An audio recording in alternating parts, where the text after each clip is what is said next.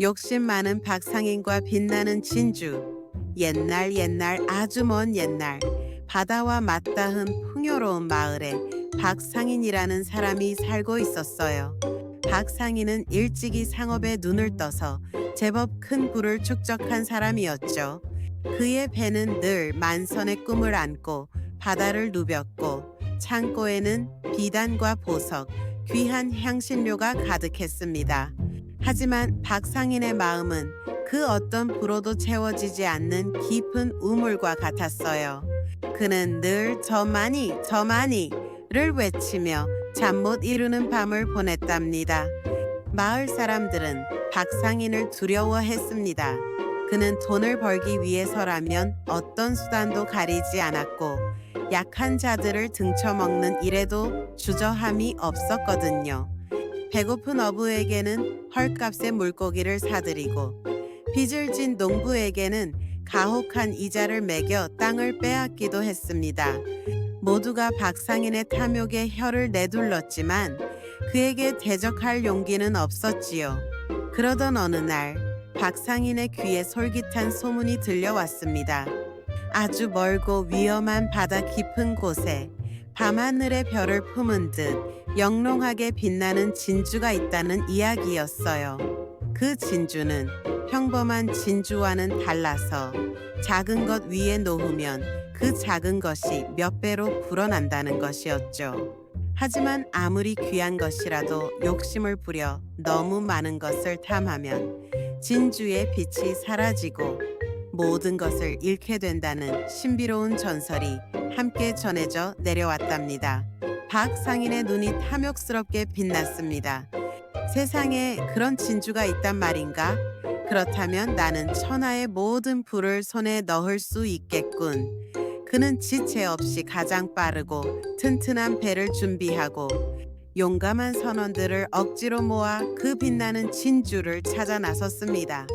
거친 파도와 사나운 폭풍우 속에서 며칠 밤낮을 헤맨 끝에 마침내 박상인의 눈앞에 작은 섬 하나가 나타났습니다.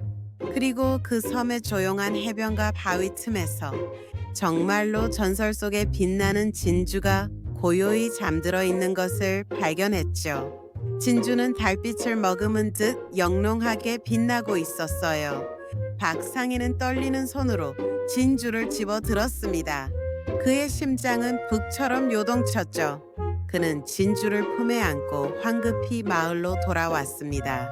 박상인은 누구에게도 진주의 존재를 알리지 않고 자신의 가장 깊숙한 비밀 창고에 진주를 숨겼습니다. 그리고 밤마다 진주를 꺼내 작은 금덩이 옆에 놓아두었죠. 다음 날 아침 놀랍게도 작은 금덩이가 2배, 3배로 불어나 있었습니다. 박상인은 환호했습니다. 그는 진주가 진짜라는 것을 확신했어요. 그때부터 박상인의 탐욕은 걷잡을 수 없이 커졌습니다.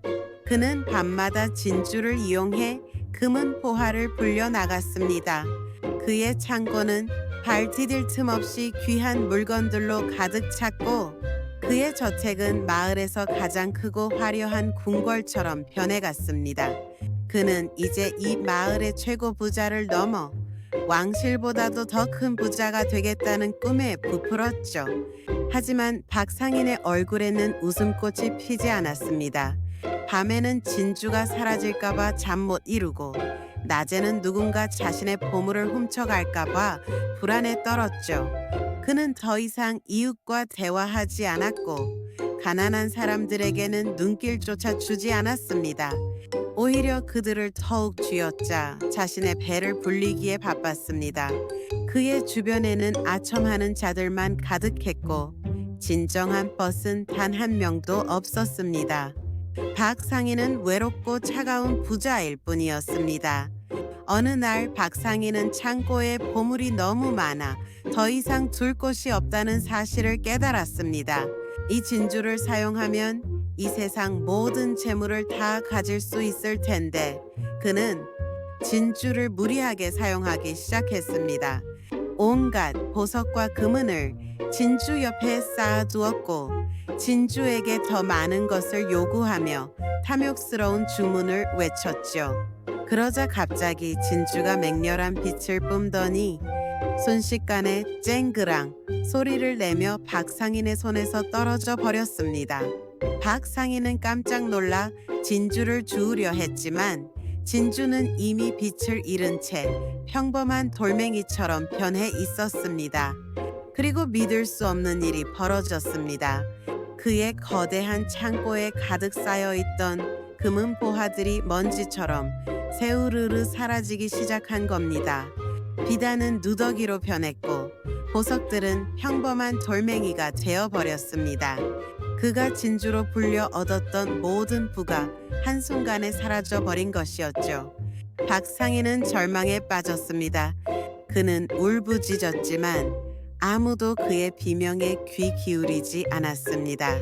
그는 모든 것을 잃고 빈털터리가 되어 길거리에 나앉게 되었습니다. 이제 아무도 그를 부자라고 부르지 않았고 그가 베푼 적 없는 인정은 돌아오지 않았습니다. 그의 주변에는 아무도 남아있지 않았습니다. 차가운 길바닥에 주저앉아 밤하늘의 별을 바라보던 박상인은 자신의 지난 날을 되돌아 보았습니다. 나는 왜 그토록 욕심을 부렸을까? 가진 것에 만족하지 못하고 남의 것을 빼앗으려 했을까? 진주가 나에게 준 것은 부가 아니라 끝없는 탐욕이라는 병이었구나. 그는 처음으로 자신의 잘못을 깊이 뉘우쳤습니다. 다음 날 아침, 박상인은 새로운 사람이 되기로 결심했습니다. 그는 더 이상 상인의 옷을 입지 않았습니다. 바다로 나가 작은 배를 빌려 다시 어부가 되었습니다. 이제 그는 물고기를 잡아도 욕심껏 잡지 않았습니다. 딱 필요한 만큼만 잡고 남은 물고기는 바다로 돌려보내거나 가난한 이웃들과 나누어 먹었죠. 잡은 물고기를 팔 때도 정당한 값만 받았고 어려운 어부들을 보면 자신의 미약한 힘이라도 보태 도와주었습니다. 그의 얼굴에는 이제 탐욕 대신 온화한 미소가 피어났습니다. 비록 큰 돈을 버는 것은 아니었지만 그의 그물에는 매일같이 싱싱한 물고기가 가득 잡혔고 그의 작은 집에는 웃음소리가 끊이지 않았습니다.